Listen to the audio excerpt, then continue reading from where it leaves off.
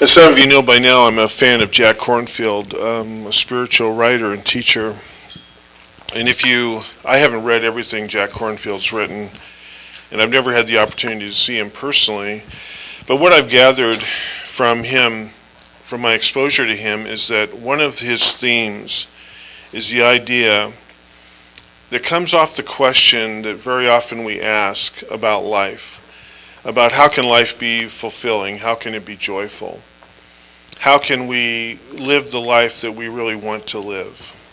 How can we take some control in our life when it seems like life, on a larger sense, can kind of be chaotic sometimes and feel like a roller coaster?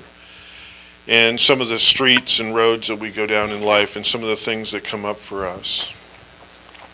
Jack Kornfield seems to have the theory that comes up over and over again, is that basically he says that we need to look at life as a journey, number one. And secondly, we need to really engage. We really need to bring our spiritual ideas forward. We really need to live with purpose. And if we want a spiritual experience, if we want spiritual fulfillment, then Jack Kornfield says we need to create it. We need to engage. We need to do the work. We need to come forward with the discipline of that. I've been thinking a lot about what it is to be a grandparent, because recently I spent some time with my grandchildren, and you know when you have family, you know they're there, right? But when they live in the Midwest, and a couple of time zones away and you don't see them for a couple of years, it's almost like they become an abstraction. When we're not around people all the time, it's like we're connected, we know we're connected, we love them, but they're out there somewhere. And I think especially with little kids, because they change so much. We all change every day, but they change so drastically. They grow and they mature. And so when they showed up recently, I hadn't seen them in a couple of years, and there was a brand new one I hadn't seen at all. And so, suddenly put me in this wheelhouse of these little people calling me Grandpa. I really tried to get them to just call me Andy, but it wouldn't fly because I'm not sure how I feel about this yet. But I've been thinking about grandparents, and I became aware this week that I gave a talk a couple years ago about my grandmother.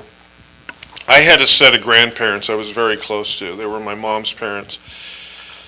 And they meant so much to me. And it's so funny because I don't even know, I haven't even known how much they mean to me until I've gotten older, until I've matured. And the more, and the longer they've been gone and the older I get, the more I realize how much they meant to me and how interesting that I found them and find them today. And the talk I gave a couple of years ago was about my grandmother who had a uniform, and she made her own clothes, and she always wore cotton dresses that she made herself, whatever pattern, check, plaid, whatever.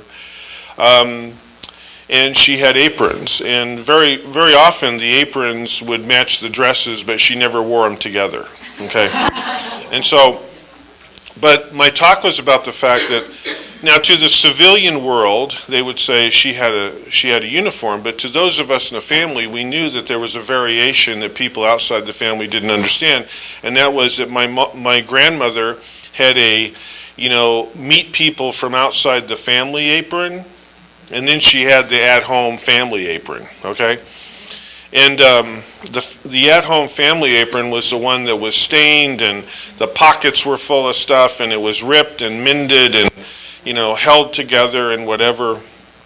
My grandparents were kind of hard-scrabble people, very wonderful people, but they were people who very much felt the Depression. They raised,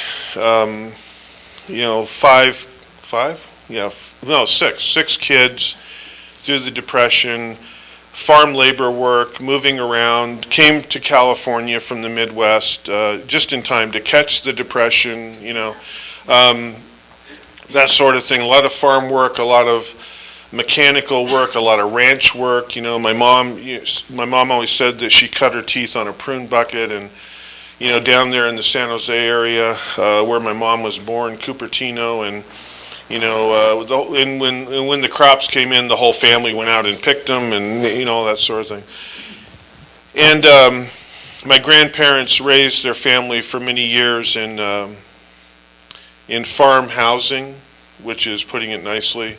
Some people called them tar paper shacks. My grandparents really rejected that. They hated that term. They referred to them, as their home, So I was thinking, actually, what I was thinking about was my grandfather, and I realized because to the civilian world, he had a uniform too, but to the family, we knew the difference. My grandfather lived in bib overalls, which my mom hated. I mean, she hated those things. I thought they were cool. To the world outside our family, they thought he wore the same ones all the time, but we knew in the family there were 3 distinct pairs of bib overalls at any given time. There was the one that if company was coming over, he would change into. There was the one that he went outside the house, to go grocery shopping, to go to a prayer breakfast, to go to the church, to go see family, whatever. He wore those. Those were the very best. And then there was a pair that I'd like to talk about today that I realized was a lot like my grandmother's apron that meant so much to me. And I remember the first time I became really keenly aware of the difference. I always knew the difference, but I mean keenly aware, hands-on, keenly aware. And that was when my grandmother made her transition and she decided to move on. My grandfather was left behind, and my mom started doing his laundry. And this one day, she had done his laundry, and his laundry had never been through a dryer before then. My grandparents didn't have a dryer. That's amazing to me. And he was really upset that his stuff wasn't line dried, I remember this argument he had with my mom. My mom said, the 20th century, Dad, there's a dryer, And so anyway, it was a Saturday, and the reason I know that is because I was home, and my mom wanted to go out and run errands, and she'd done a bunch of his laundry, and she took the laundry basket and dumped it on her bed, and she called me and said, I need you to fold his laundry while I'm out. I said, okay, and there's a special way that you had to fold everything, especially the bib overalls, and she taught me that. She gave me a crash course. Bib overalls are complicated, There's a lot to them, a lot of moving parts. And so he wore bib overalls, a blue chambray work shirt, long sleeve, summer, winter, spring, fall, long sleeve, and then the underparts, and then he had work boots, and that's what he lived in, and so I was folding them, and I recognized these are the go to town ones, and these are the people coming over ones. Then I came to the ones that were the ones he really lived in. And I laid them out on the bed, and I really looked at them. And I looked down through the layers. I looked down through the story of those bib. God, this... I don't know when things are going to happen. It's so weird. Okay. I'm out here without a net. And I looked down through the story and the layers, and the story is that there were patches and there were mends, because my grandparents used everything up. I mean, they used it up. And when they were done, it became a quilt. I mean, so there were mends, and I knew that those mends were the hand of my grandmother, and I saw the knees that were worn away from planting bulbs in the garden, and I saw the grease stains from working on lawnmowers and rototillers and mechanical saws and chainsaws, and I saw all that, and I saw the wear. I saw where he had always carried a pocket knife was the wear. He always carried a tape measure, was the wear. He always carried a carpenter's pencil. I saw that worn. And even, this is amazing, a handkerchief, which he always had in his back pocket. As soft as that is, if you do that for years, it begins to wear, the back pocket. And I saw the wear, and I stood there. But this is what really got my attention, because there was the layer of the mints, there was the layer of the grease, but there was another layer. And it was the layer of colors, paint colors. And the reason that I stopped there was because my grandfather loved to work with wood, but he was not what you would call a good craftsman. He was the kind of craftsman, if you need a table to put your plate and your cup on, he made you a table. There were no frills, he made a lot of toys for us because my grandparents never had a lot of money, so Christmas was a lot of toys that he made for he had a lot of grandchildren. And my grandfather did not believe in buying fine wood. He tore apart pallets. He got his hand on plywood. Any kind of salvage material is what he liked to work with. And so everything he ever made was painted. It had to be. If he made a table, it had to be painted. If he made a toy, and if he decided to put up a fence, and he had to paint it because it was just, you didn't want to see what it looked like, and I, throughout my life, I was probably a middle teenager about this time, because I remember I was really upset. My mom had me fold the laundry, and I remembered, in looking at the paint on those overalls, some of the toys. And I stood there for a long time, and I hate to admit this because I was a middle teenager, I became emotional looking at, this was his journey, this was his passion, this was his love. The paint on those overalls in all those years was his expression of love. It was his, as Ernest Holmes said, his occupations. I never knew my grandfather. I don't remember my grandfather working. I remember him retired, supposedly, He and my grandmother lived in this little tiny house, and he had a shop out back. And I thought about those overalls, and I thought about how he expressed his love for us in what he did, the things he made for his children, his grandchildren. I thought about the ways he expressed his love to my grandmother, to plant those bulbs for her, to plant those flowers, to clean strawberries and get that on him. And I remember the time when he would take a break in the afternoon. My grandfather, because he'd worked so much farming, he liked to take naps in weird places, under trees, on sacks of seed, out in the shop. And my grandmother would sometimes find him, and she would read something to him, a poem, a letter, something from a newspaper.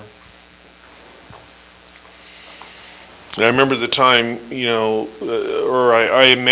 don't remember. I imagined the times looking at those overalls when he would take off his glasses. His eyesight was pretty bad. He wore really thick glasses, and put them into a pocket and close his eyes while this woman he loved so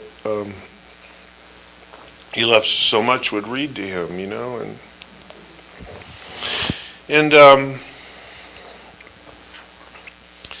I thought about this idea of, this being a reflection of him, a true reflection of what his journey is.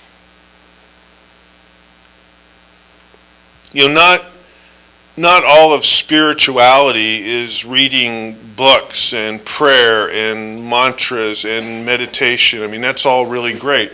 Some of it is, how then shall I show those around me that I love? I love you. I'm going to... And in his own way, how sacred was it for him to paint those small train sets, those doll houses, those inn tables, those trucks that he made out of wood to give to his grandchildren, those wagons. And I imagine those overalls out in his shop during the colder time of the year getting ready for Christmas, to get it all done for all his grandchildren so he'd get them out there, you know. So some years went by and he passed away, he moved on. And I remember he lived in his house all those years with one of his daughters, my aunt, and she sort of lived with him, and my aunt was working, my mom kind of took care of him a lot. And he still did his thing, you know. I mean, he just did his thing. He split his wood, he burned his leaves, he made stuff, he had a dog that he loved, and they would hang out together. He continued to live, and then at some point he went into a guest home because he needed to do that, and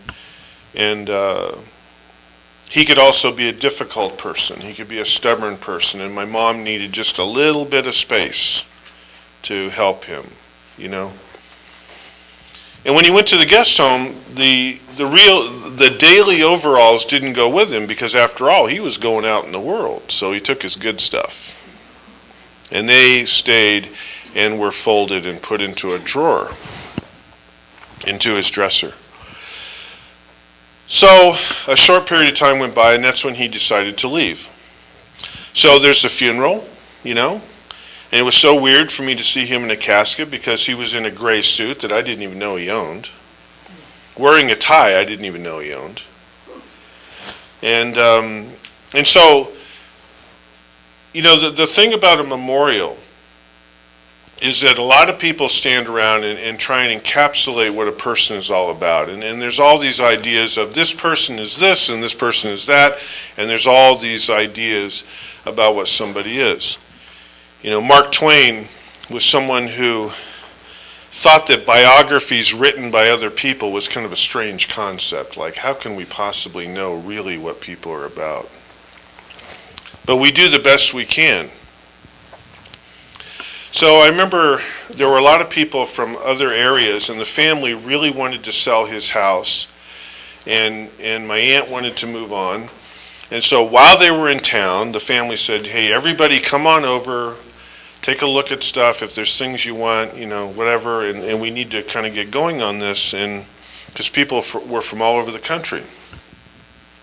So I was there, and I wasn't really thinking about stuff because, first of all, I was way down the food chain anyway, and secondly, I just kind of wasn't in that space, you know. But I remember, so people are going through the house and they're doing things, and so someone came to his dresser, which was this really old dresser. Who knows how old it was, you know, and they were interested in it. So it was like, okay, let's empty out the drawers, and, you know, Uncle so-and-so is going to take the dresser.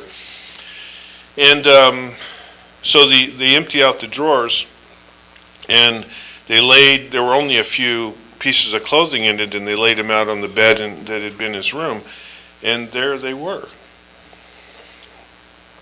And so I remember this day devoted to talking about this man and who and what he was, and I remember thinking to myself, that's what he was. That's what he was. So we look at someone's life and we say, did they love? Well, yeah. Look at the paint. Did they have purpose? Well, yeah. Did they show up every day? Yeah. Did they find joy? Yeah. Was life, this man who never had a whole lot monetarily in his life, and probably, except for his trip to California once upon a time, didn't do a lot of traveling. Did this man travel journeys? Yeah. Did he travel a road?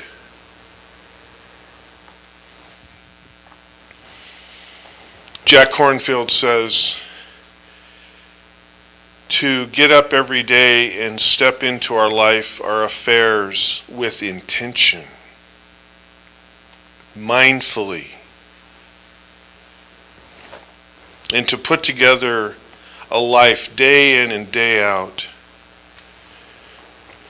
that is connected somehow to our meaning, to our joys, to our beliefs, to our ideas, to stand in the world in an authentic way. Not authenticity in terms of what we wear, but what we get on it. What the stains are, what the scars are, that is our authenticity. Ernest Holmes says, we must make our journey into righteousness. We must make our own journey into righteousness, the essence of life, truth, and freedom. It is a wonderful and mysterious exercise and a great adventure to make conscious use of this infinite life. Conscious use. How shall I show up today? And what is it that I give my life over to today? I'm not talking about being a bunch of human doings on a bunch of hamster wheels. I'm talking about the idea of even if we take a nap, do it mindfully and just really get into it. Just really wrinkle those overalls, you know what I'm saying? And stick your glasses in the pocket and just go there and really experience that.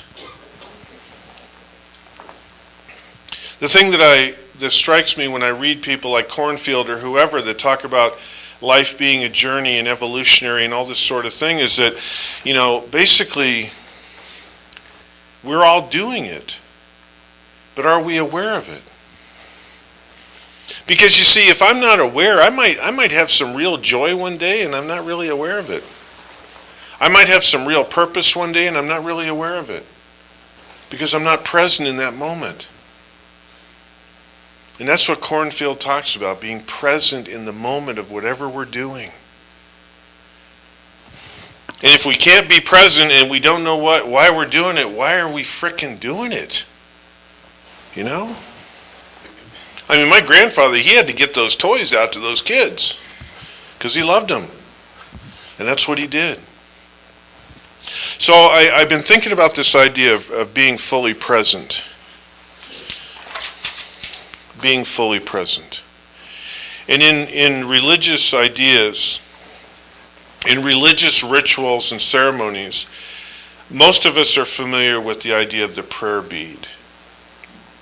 And to really use prayer beads, the way they're supposed to be, is to linger with each bead.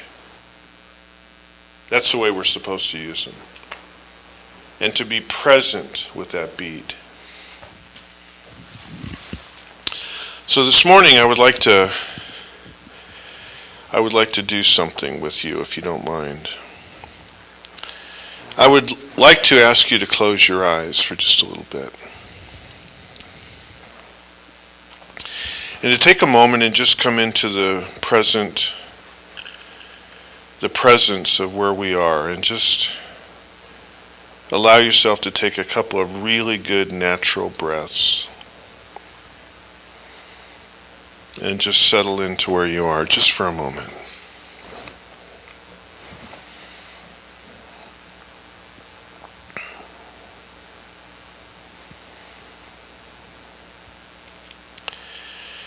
I would invite you to imagine holding a string of prayer beads in your hand. Not tightly like in a fist, but loosely, and so that you can see them.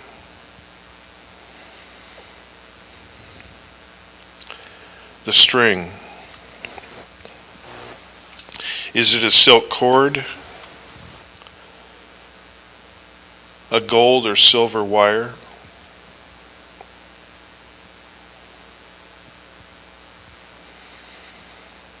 Heavy crimson or royal strands of substantial fibers?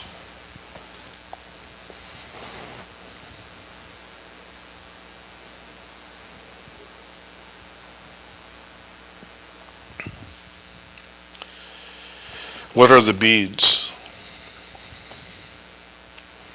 A car key? A 4-leaf clover?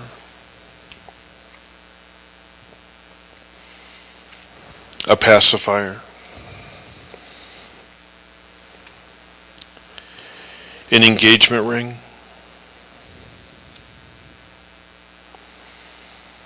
A baseball card?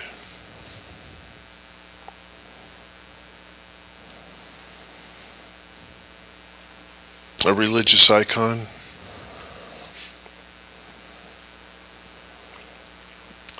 A guitar pick?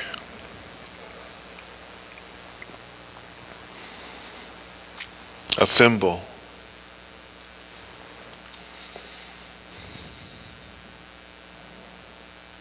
A coffee cup?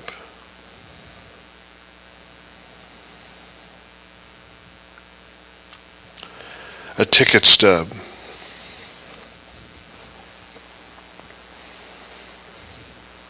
A cufflink?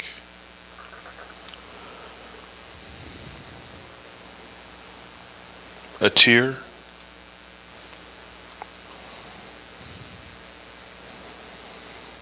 A coin purse?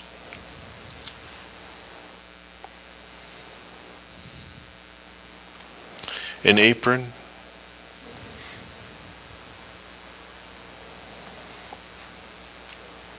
A pressed flower?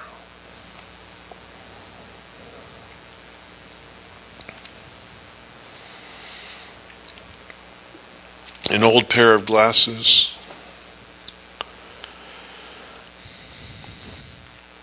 A toy railroad car?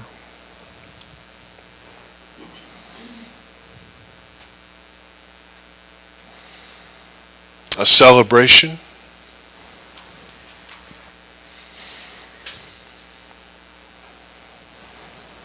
An emotional conversation?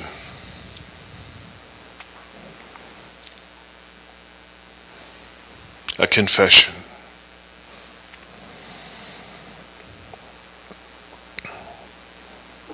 A belly laugh?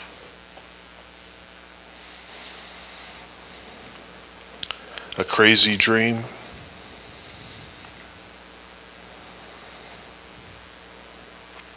An evening with a good book?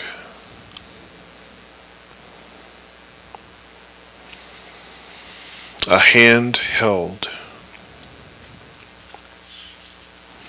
A hello? Maybe a goodbye? A question?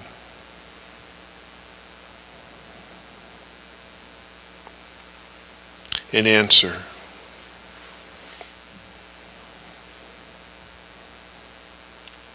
A sleepless night? A really great nap? A job well done? A job left behind?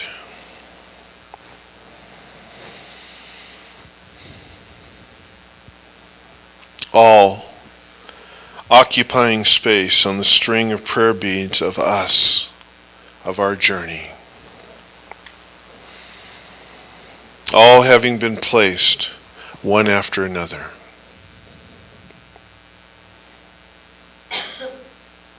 With attention and love. With intention and grace. With excitement and anticipation. With acceptance and surprise.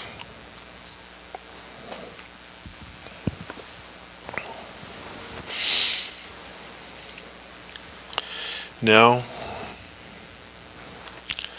looking beyond those beads, we see moving beyond our hand, spilling down over our lap, the empty string continues. reaching to the floor and beyond.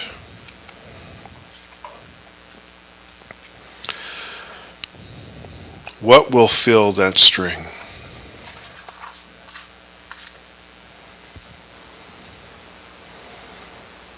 What will we carefully and with love and intention add to our prayer bead string of life?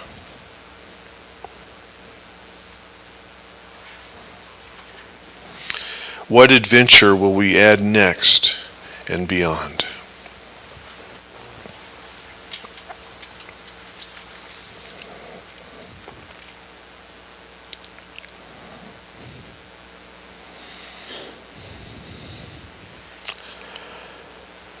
I'd like to ask you to open your eyes and become aware of that song that's on the seat next to you. I'm going to have Becky Richards come up, and we're going to sing together a song with Leah and Henry and Becky Richards. And this is a new song. We don't know it yet, so this will be an adventure for us. But even if we make a few mistakes, it'll be beautiful. A couple of things in the third line where it says the season you live, that's supposed to be the reason you live. And in the chorus where you see things, there's only one. Okay, things. That's it. All right. We're going to have them play through this first verse so you can get a feel for the song and the melody, and then we'll join in.